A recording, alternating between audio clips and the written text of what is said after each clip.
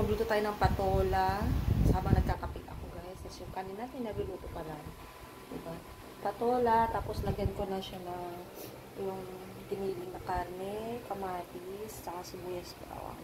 Ano to, igigisa ko lang siya, guys. Tapos babalatan natin mamaya itong ating dragon fruit na nabili natin kahapon. Yan na po yung baon natin sa work, guys. Yummers. Sarap ng ating dragon fruit, pulang-pula, di ba? Healthy po yan. Tsaka, luto na rin ating ulam, guys. Ganyan lang po siya. O, diba? Healthy lang yan, guys. Ganyan lang tayo, gulay-gulay. Diba? Yung kanin natin luto na yan. Okay. Maganda na tayo sa sarili natin para sa trabaho na naman.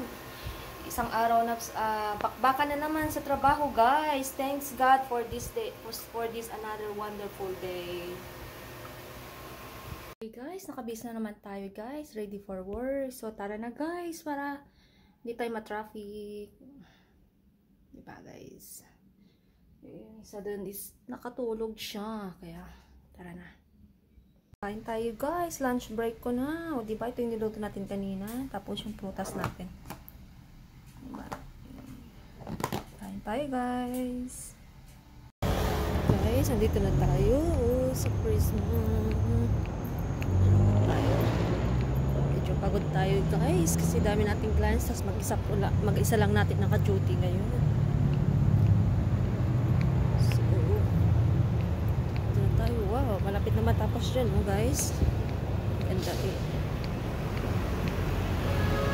Pag natapos to lahat, ang ganda-ganda dito.